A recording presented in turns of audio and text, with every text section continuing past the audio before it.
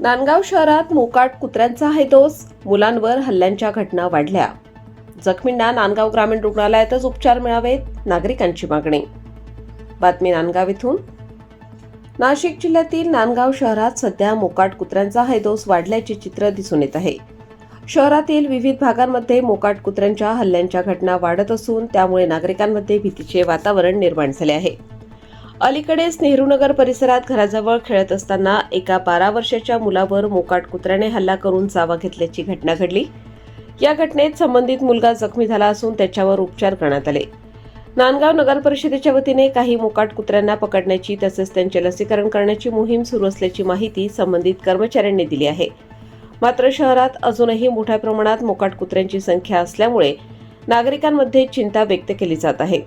अनेक भागांमध्ये कुत्र्यांचे टोळके फिरताना दिसत असल्याने लहान मुले, वृद्ध आणि नागरिकांच्या सुरक्षिततेचा प्रश्न निर्माण झाला आहे.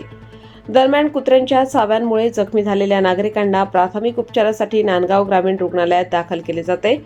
मात्र पुढील उपचारासाठी त्यांना मालेगाव येथील रुग्णालयात पाठवावे लागत असल्याने नागरिकांमध्ये नाराजी व्यक्त होत आहे. त्यामुळे कुत्र्यांच्या चाव्यांवरील संपूर्ण उपचार व्यवस्था नांदगाव ग्रामीण रुग्णालयातच उपलब्ध करून द्यावी, तसेच शहरातील मोकाट कुत्र्यांचा तातडीने बंदोबस्त करावा अशी जोरदार मागणी नागरिकांकडून शासनाकडे करण्यात येत आहे.